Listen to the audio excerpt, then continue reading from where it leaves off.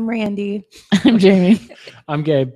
Okay, so this week, Planned Parenthood, they saw that NARAL had endorsed Hillary. They thought it sounded like fun, so so they joined in. So now both of the big reproductive rights organizations, for the first time ever in a primary, in their 100 years, they've endorsed Hillary. So they put out a lot of interesting thing. They honestly, they got a lot of flack for endorsing in a primary because it's the first time. There's Bernie supporters who felt that, because he has a very good record, an excellent record on reproductive rights, that they should have endorsed him or should have just held off. They put out some excuse me. They put out some reasons why they felt that it was critical to do so right now. In terms of reproductive health care, Bernie Sanders has consistently co-sponsored and voted for the legislation. Hillary introduced the legislation. She was the sponsor of many of the bills to protect access to reproductive health care. In terms of gender pay, Hillary introduced the Paycheck Fairness Act in 2005, 2007, and 2009. Bernie co-sponsored these pieces, but Hillary was the one really pushing the agenda. They say that she waged a multi-year effort to get EC available over the counter, which I think Randi mentioned in our podcast last week. She worked to beat back proposals to define IUDs as being part of an abortion, which would be, it would have severe implications and destroy the way that, women have access to that. And then things like, work that she did internationally as Secretary of State. So all of those were some of the reasons why Planned Parenthood cited the need to take quick action and endorse Hillary. Yeah. Yeah, and I think that it really does show, and it was the point that NARAL made when we endorsed the week before, was that, they both have great records. Bernie has a 100% voting record. He's good on these issues, but he hasn't pushed the envelope. He hasn't been the leader of these issues, and that kind of is what differentiates those two candidates. Right. So it's really, nothing slamming Bernie Sanders. It's just supporting the leadership that Hillary Clinton has done since her days as First Lady, and all the way up through her work as a Secretary of State and beyond. So it really is just recognizing her amazing leadership in this area. Yeah. And then quickly after the news of the endorsement, one of the things that Hillary was discussing that got a big reaction from many of our colleagues was Hillary's opposition, very vocal, to the Hyde Amendment. Yeah. Talking about the need to end Hyde, end the prohibition on federal funding for abortion care. Yeah. I mean, that's really one of the things that advocates have been pushing for a very long time, especially not even the mainstream advocates. And a lot of the more radical, pro-choice organizations have been really pushing this. And frankly, it took a while, I think, for NARAL and Planned Parenthood to actually get on board on these things, because a lot of people are, when you talk about where we lose people the most, it's around public funding, it's around parental consent, because, my kid should be able to talk to me. Okay. Because your relationship with your kid is perfect, but maybe somebody else's isn't so much. And so when we start talking about, the places where there's probably the biggest dissent, it is around these issues of funding.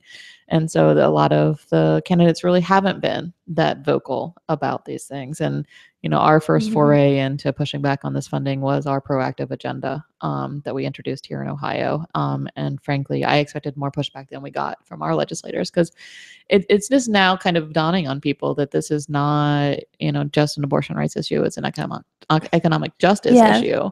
I think the abortion funds and all those have been really pushing that issue for a very long time, and I'm glad that, Hillary's on board, and, more and more people are getting on board with how important it is, not just that there is the right to have the abortion, but the right doesn't matter if you can't afford it and can't get access. Exactly. Yeah. It's not a choice if you don't have access, you can't afford it. And I was really happy to see at the conference that I went to back in December, there was a lot of women there, women of color that had worked for abortion funds and just helping women who, not only just to pay for the procedure, but it's like, a lot of other things, like they don't have a ride. They don't have daycare. Like you have to go now, like the way the laws are, it's like you have to go like 2 days, and it's just a lot. And so if you can't afford to do it, then it's like, then you really didn't have a choice, and you're having another baby, and it's like, are you really in the position to take care of another child? You probably already have children. Like probably not. So so that was a big, huge, deal that Hillary and I think it actually was her speech accepting the Planned Parenthood endorsement that she did that and talked about the End Hyde. And if you want more information about it, there's a really great hashtag End Hyde, and the National Network of Abortion Funds and All Above All have been doing a lot of work on ending the Hyde Amendment and the public funding bans across the country. Right. And this is something that if you really pay attention to the way that anti-choice politicians in Ohio talk about abortion, every now and then they'll drop some statement that if you really listen to it, would lend support for public funding for abortion. Christina Hagan, just is one that comes to mind. When she was introducing the latest version of the heartbeat bill, a 6-week abortion ban, she was, and these weren't offhanded remarks, these were, in her written testimony. She was saying that women should have abortions as early as possible. And if you want that to happen, you have to make it possible so that low-income women don't have to scrounge up the money, that they can just go and get the procedure as soon as they know that it's what's right for them. Take cost out of this, and we'll get to that goal that even Christina Hagan advocated for. Even the heartbeat bill sponsor, I don't know that she really believes it in her it heart. was in a written testimony. I think it was supposed to make her look good, but I'm not so sure that she really believes that one. But I think, if they want earlier procedures, a huge component is take out the cost factor. Bring public funding to the table. Exactly. Well, and also what we're seeing in the statistics here in Ohio is kind of scary on that front. All these legislators, including Christina Hagan, saying we should have abortions earlier and earlier. Well, all the restrictions that they've put into place and our public funding ban and our Medicaid fund, all the insurance bans and everything we have are pushing women later. When we looked at the latest abortion report for Ohio, the number of abortions in the first, I think it was 9 weeks is their first cutoff point, dropped significantly. But from 9 to 12, it only dropped a tiny bit. And from 12 to 18, they actually went up. The number of abortions in that time frame went up. And then the biggest increase was in the 18 to 20 week period, increased drastically. And what that's showing, number one, is that the later term ban that we passed is shoving women backwards a little bit, and so they're having to get tests and those kind of things earlier. So probably some of those 18 to 20 week procedures are ones that probably would have happened later that might be happening a tiny bit earlier. But those ones in the 12 to 18 period are women who can't afford it and went to the clinic and thought, I have my $100 that told me that was how much I needed to bring 3 weeks ago. And they come to the clinic 3 weeks later and the procedure is more expensive because it's more complicated. And now she needs $300 to walk in the door. And then she raises $300, walks in, now I need $5. So, these kinds of things are pushing women back further in trimesters to get an abortion, and, is really an emerging public health crisis in our state. And, a lot of the regulations have had this effect. It wasn't necessarily what they were thinking of when they wrote some of these awful bills, but when you put in place unnecessary regulations on the prescribing of mifepristone, forcing them to use more pills than what are necessary, that drives up the cost.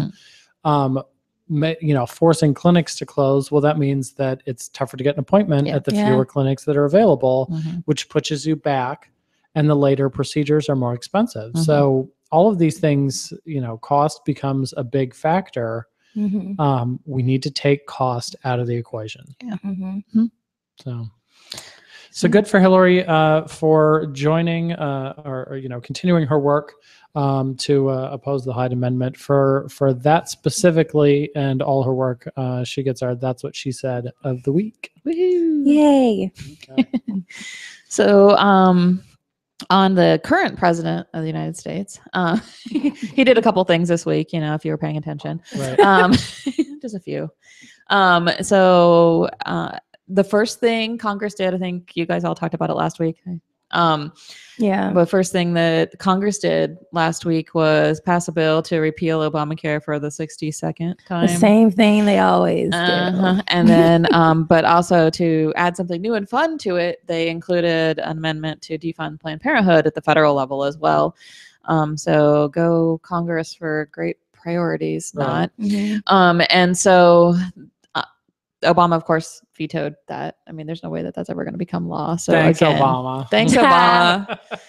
And so that was a fabulous thing he did. And then he got up and gave his last State of the Union. I'm sure that there were lots of Republicans cheering that on. Because he already won everything. So. Yeah, he already won. He already had 8 years. Yeah, snarky Obama did come back again. There were several moments where like snarky he had Obama a lot was of back. mic drop moments.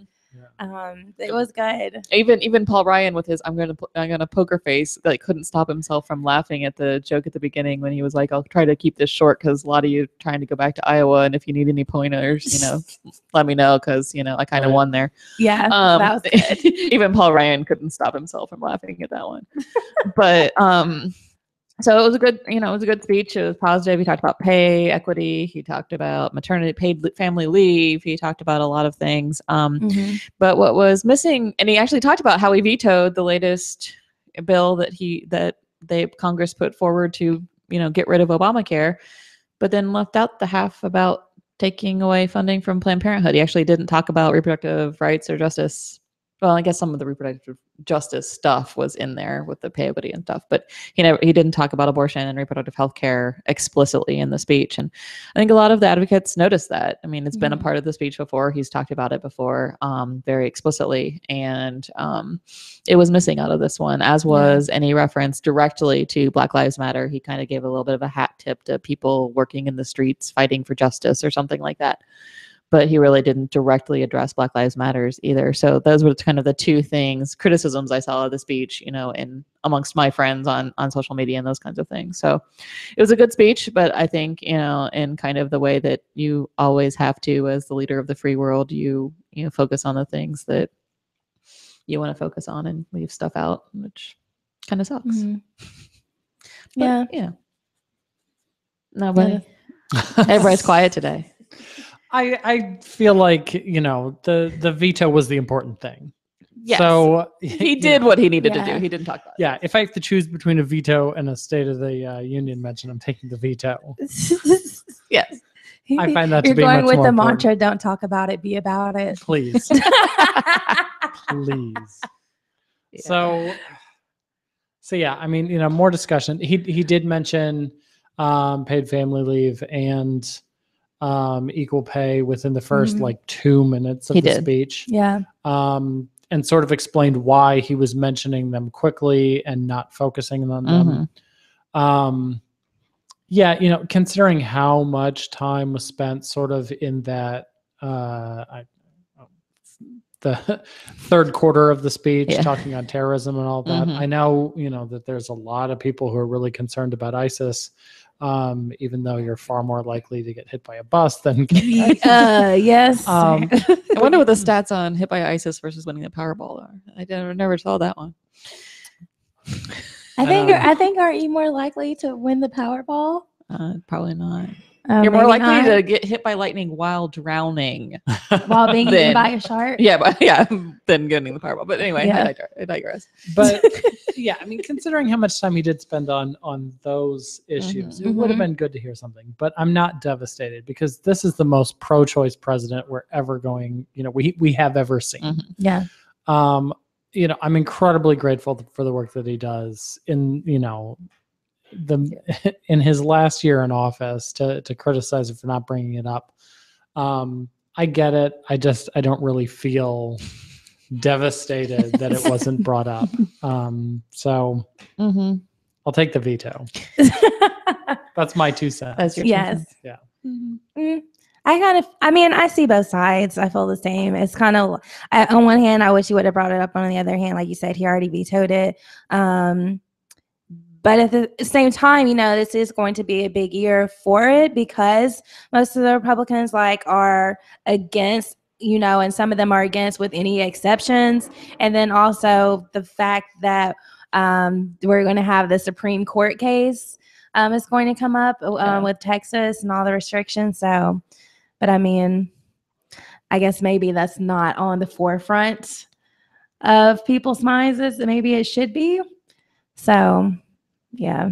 So it's just gonna be a big campaign issue this year too, and I think that sure, maybe that's another reason why he stayed away from it. Although I think it's another reason to push it.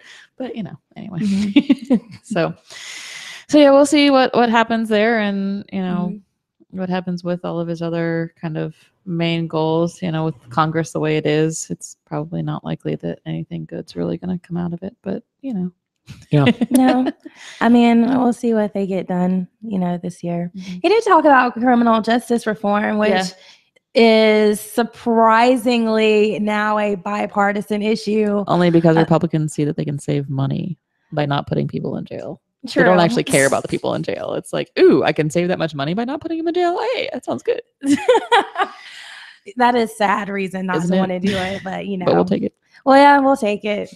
What are you going to do with them? Yeah. But I'm glad you talked about that. Yeah. And tonight is the last presidential Republican debate, and Kasich, the governor, is going to be on there, and he has been in the news talking about maternity leave.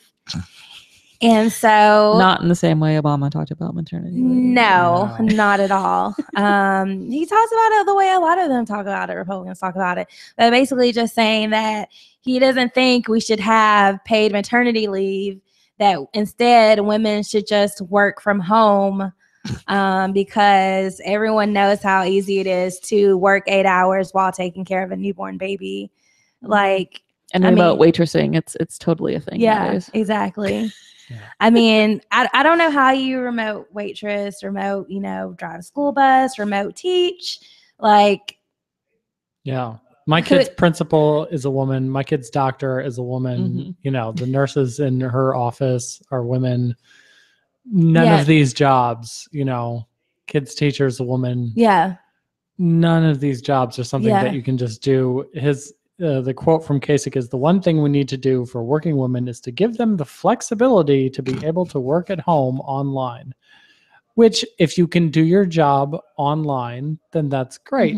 More power to you. But you got to have paid time off. Yes. Well, and that's the thing. That seems like a good solution for women that it would work for, not teachers, nurses, those kind of things. But also as an option, and in kind of the situation of there's a snow day, or, my kid is sick and I need to work from home. Right. This is not a solution for a woman who came home from the hospital yesterday with a newborn. Right. Exactly. Who just needs to sleep because labor's hard on the body. Right. Hormones are going crazy. She's got this thing that's screaming 24/7. And the last thing she needs is when she finally gets the child to sleep for, an hour and a half, to sit in front of her computer and work. Right. The whole idea that I think one of the reporters, I was like, has he ever been around a newborn? I kind of he had twins. His wife had twins. They had 2 newborns at home. Yeah. Does he was it so long ago that he has zero recollection? Was he working on Wall Street at the time, or was he in Congress? Probably in Congress. So he probably wasn't even home. Screams home dad. Yeah, no. Exactly. So, the fact he wasn't there. No. No. And his wife was home. Yeah. Not working because they had the ability to do that, which is awesome for the people who can do it and want to do it. And I don't know. I would bet you money she probably had some help. Yes. I would bet money too. And the way he talks about it previously, about her being at home doing the laundry, blah, blah, blah, while he's doing the hard work of he does it. But anyway, so the way he talks about it, it's he has no idea. He did not think about that, honestly, in a real way. No. If you had thought about it in a real honest way, then 30 more seconds would have told you that, a lot of people actually can't do their job from home. No. But because you didn't really think about it, because you don't want to do anything about it, then that's your answer, because you don't care. Right. Well, and the whole thing, they linked it to paid family leave contributes to pay inequity. So his argument was, well, when we give women paid time off, they're leaving the workforce, and then when they re-enter the workforce, they re-enter at a lower place than they would have if they just stayed in the workforce. No, like, we're not talking about it's not paid true. family leave for 5 years, although a lot of European countries do give like full years of paid time off to new mothers. We're talking about, most plans in the United States are at the most 12 weeks of paid leave. 3 months. Is your cadre at work really advancing their career by leaps and bounds in 3 months? Is that paid? Is that the time you get paid, or is that unpaid? Most of the places it's unpaid. We don't have any kind of, but that's what I think the kind of gold standard, unfortunately, is here, of 12 weeks of paid most of the time, just out of your sick time and those kinds of things if you have them. So, some other companies are starting to give, 6 months or those kinds of things. But, in general, when you start talking about paid leave, it's based on like FMLA, which is 12 weeks of unpaid, which is federal law right now. So the fact that he's so out of touch too, that's paid family leave isn't a woman saying, you know what, I want to stay home with my kids until they go to kindergarten. That's somebody voluntarily leaving the workforce to take care of their child.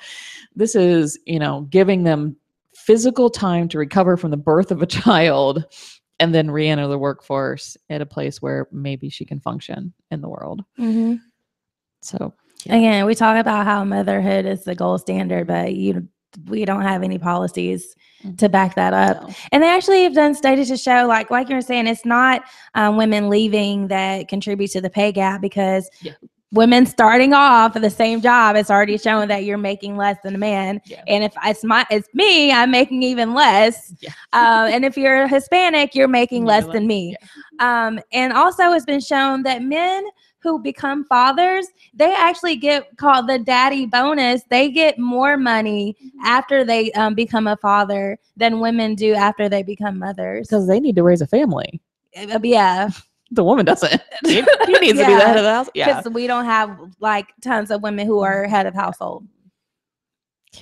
Crazy ridiculousness. So Connie Schultz wrote a terrific piece about this. And she says, this man, John Kasich, is no moderate. One of the ways he proves this over and over again is by how he talks about women. She says, I may enjoy a little too much sharing the moment in 2012 when Kasich took the stage and offered the description of politicians' wives. And she points out that she said, they're home doing the laundry, doing so many things while we're up here on the stage getting a bit of applause. So Kasich's not getting applause for this one. No. So, yeah. Actually, he should get the walk of shame this week. Objection. He's stuck in the 50s. Bless his heart. Bless his heart. Yeah. You know what that means. Okay, so Randy, you mentioned that there's yet another GOP debate tonight. It's the last one before Iowa. God. How many is this? I don't know. At least a dozen, I would think. Oh my God, there's been that many? Well, each one comes with a lower card. So wait, it comes with the what card? The kitty table debate. So there's actually two every single time. That's right. I keep forgetting that they're still having those. I think everyone's forgotten that they're still having those. And if you I didn't realize that apparently Lindsey Graham has dropped. Yeah, he dropped out. But did anyone even cover it that he dropped out? No. I mean, who else? Nobody remembered he was in. Oh God, what's his name? See, I can't even remember all of them. The other guy that was always on the. Anyway, I won't remember. A lot of other guys. There's a lot of them. I want to say people that were in it that are now or something. Pataki, Scott Walker, Bobby Jindal. Scott Walker's out. Yeah, Jindal's out. Rick Santorum. He's still in. Here's Okay. who's in. I've got the lineup here. Okay, cool. Donald Trump. Of course. Ted Cruz, Marco Rubio, Ben Carson, Chris Christie, Jeb Bush, and John Kasich. That's the primetime lineup. So that's 1, 2, 3, 4, 6, 7 people on the main stage, I guess that makes. On the lower stage will be Rand Paul, who said he's not going to participate, Carly Fiorina, Mike Huckabee, and Rick Santorum. So that's it. Dear people in the lower stage. card debate, just leave. Yeah. Like you're completely irrelevant at this point. Like, I mean, even if you got in just for messaging, like to push an agenda, your message isn't getting out there. So bye, leave. Yeah. I mean, it's gotta kind of feel bad. You went from for some people like Carly, you went from kiddie table to the big table. Now you're back at the kiddie table again. Rand Paul, you went from being at the big table and now you're at the kiddie table. Mike Huckabee, the same. Like, it's kind of like, I mean, maybe if you leave now, you might have like a smidgen of dignity. Probably not, but still leave. I mean, no one's, like you said, no one's paying attention to you. No. I find it interesting because there's only 8 because I feel like there were like 10 or something at the main debate. So there was either they changed the rules or people are doing so badly that they aren't reaching the whatever 3% or whatever it is that requires you to get onto the main stage. So that's just more sad. Well, the New Hampshire primary is on February 9th. It's really soon. Yeah. So and Iowa's the 1st, isn't it? I think so. I was trying to look. February 1st? Yeah. Wow. Okay. Yeah, it's coming up really fast. Yeah, I heard something recently, like 19 days. I was like, oh my God, it's so close. Yes. Yeah. So hopefully, as soon as you're right, the 1st for Iowa, the 9th for New Hampshire. Tonight's debate is in South Carolina. South Carolina, which will be next after those two. South Carolina comes on February 20th. Okay. So something that was pointed out was the venue is less than 10 miles from the Emmanuel Church where the shooting was at in South Carolina. So, that plus this year's,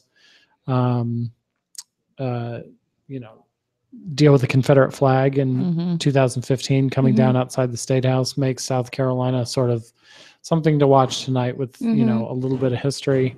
Probably won't hear anything about reproductive rights because we never do. No. Other than Carly Fiorina just making shit and they don't talk anything, and they don't say anything about race, about Black Lives Matter, about I believe in all of this time they've gotten like maybe 1, maybe 2 questions about it, and then everything else has been like what they typically talk about. But the way I feel about them being there, I'm like, don't say anything about Black people and Black Lives Matter because you're not sincere. You don't care. So just continue to not say anything. Yeah, because that would be better than saying something insincere and fake, and I don't want to hear it. Well, they do open their mouths. They do what Nikki Haley did when she responded to the State of the Union, where she basically was like, "See, North Carolina Black people, behave themselves because they didn't riot in the street after that Emmanuel shooting." Right. Like, no shit, because you actually, arrested the dude for murder. Right. The fact that, this whole idea of, sometimes you should just be quiet. Like, no. And when you've dealt with systematic oppression for hundreds of years and your people are getting flat out shot in the street for no reason, there is no reason to be quiet, lady. And if the prosecutor there had done the thing that he's done in multiple places, including Cleveland, by basically not pushing the grand jury for an indictment, they would have rioted. And they would have been right to do so. You would have had every pastor from every church in the state show up on, the courthouse door being like, what's going on? So, it was complete bullshit. Oh my goodness. But that's what we'll watch tonight. I'm glad I didn't listen to her rebuttal. I didn't either, but unfortunately they play it over and over and over again, so I had to hear some of it. I'm like, it was kind of interesting because, a lot of the president's speech was, sorry if there's noise, they're moving stuff next door.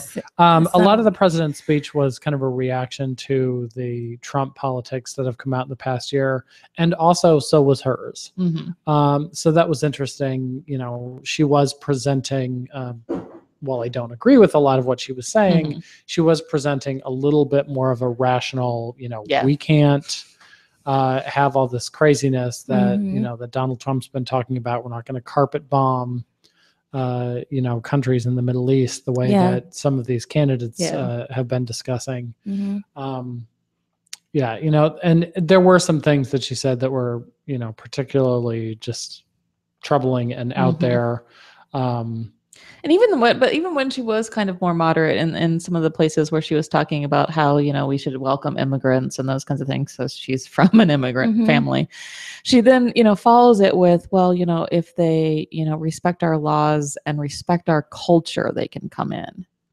What does that kind of mean? like dog whistled to me of like, oh, we let the Christian Muslims in, but Christian people from the Middle East in, but we don't let Muslims from the Middle East in. That's what I was trying to say there. Yes. And, so, even when she was actually sounding more rational and reasonable than the candidates running for office in her party, she was still dog whistling to the people who, were really paying attention to like, oh, we won't just let anybody in. They need to respect our culture in order to get in. Yeah. Yeah. Like Bobby Jindal with the whole, oh, people need to assimilate. Yeah. Like, what the hell does that mean? People need to assimilate. Like, we don't have a national language, religion. I mean, some people might think that we do, but we don't. And they want it. Yeah. But yeah, you're exactly right. That's really ridiculous. And the Indian American community was really furious with him when he said that. Yeah. Like the Asian Indian, not the American Indian. And somebody else pointed out after Nikki Haley was painting such a rosy picture of the world, they were like, your marriage would have been illegal in your state 50 years ago. So yeah, it was interesting. Yeah, it was a very interesting speech. You saw his portrait he had put up at the state house in Louisiana. He's trying to assimilate, even though he can't. But yeah, you ain't fooling nobody with that picture. That was ridiculous. All right, so we'll watch the debate tonight. It'll always be entertaining. Always. I mean, Donald Trump's there. It's going to be entertaining. Yes. So back to Ohio stuff, something actually really good happening in the Ohio State House. Usually we talk about really shitty things happening in the Ohio State House.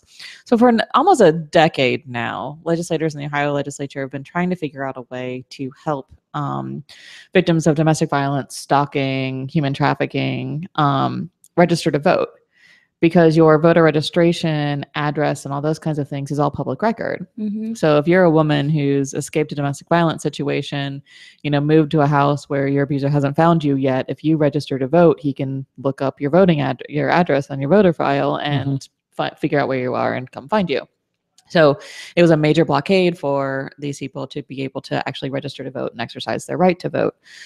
So Kathleen Clyde from the Kent area, Democrat, one of our champions, introduced a long time ago a bill to deal with address confidentiality. So it would work like the Secretary of State's office in Columbus, Ohio would be kind of the P.O. box for your voter registration. So you would actually register to vote with the public address of the Secretary of State's office.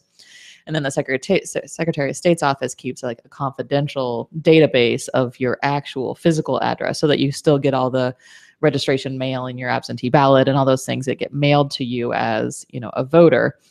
But your actual address isn't accessible to the public. So for a long, long time, the Secretary of State's office just said that was too much work. They couldn't handle it. And so the bill just sat there and went nowhere. And the Secretary of State had basically squashed it. So finally, almost a decade later, Husted has finally realized that technology will allow him to do this. Shocker. And online voter registration, which is kind of crazy too. But so the bill is finally moving. They actually heard it and amended it yesterday, and they're expecting a full vote in the House sometime later this month. So hopefully we'll be able to get the bill through the House and the Senate and really see movement on it so that finally these people who, need to keep their address confidential for a variety of reasons can actually register to vote and, be an active citizen, because nothing, you shouldn't be stopped from exercising your right to vote just because you're a survivor of domestic violence. So excellent. So yeah, unfortunately, Clyde is no longer the sponsor of the bill because it's only a good idea when Republicans do it. So we're going to give Kathleen Clyde the shout out for that one on, making that happen. But hopefully, we'll do some good for victims of violence in our state. So that's really awesome. So Randi, what's happening? Yay, and now it's time for Let's Get It On. I'm really excited for tonight. We're having our Trans Health Forum that our awesome interns have been working on for the past few months now. And so it looks like right now from our RSVPs, we should have a good 30, 40 people coming tonight. Wow. Yeah, I was really excited. And so we have some current OSU medical students that are going to speak, some local doctors. And so it's going to be just a panel discussion. And basically, like I said before, I got the idea when I went to Take Root last year and they had a trans health panel, and it was just like really eye-opening to me. A lot of things that you never think about if you're not in that community. So I was like, well, like I said, we're always trying to do our best to include, everyone, because reproductive health and rights affects everyone. So I thought this would be a really good idea to bring to Columbus. So I'm very excited about it. And hopefully it'll be a good experience for everybody that comes. They'll learn a lot. So that's happening tonight from 5:30 to 7 at OSU campus in Graves Hall in room 1167. And I think the closest parking lot or garage is the Safe Auto garage. Yeah, by the hospital. Yes. And also, we're having our third Women of Color Happy Hour that's happening next Thursday, January 21st, which is also the anniversary of Roe v. Wade. Well, the day before, but yeah. Well, it's true. It's the 22nd. That's right. I always get it mixed up. Anyway, so we're having that next week. It's going to be, again, from 5:30 to 7:30. We don't have a venue yet because the one we wanted was not available. But we'll let people know as it gets closer. Me and Constance are working on that. But that'll be happening. And, our goal is to write up, hopefully, an LTE that we're going to send in for February for Black History Month. So I'm very excited about that. Also, again, keep up with everything that's happening up north with Annie on Keep Abortion Safe and Legal in Toledo on their Facebook page. And they have all their events up there. And they're going to be phone banking soon. I don't think she has a date yet, but those are some events that are happening in the works. But you can, like I said, know about it through the Facebook page. Fabulous. Okay. And we'll see everybody next week. Bye. Okay, bye. Bye.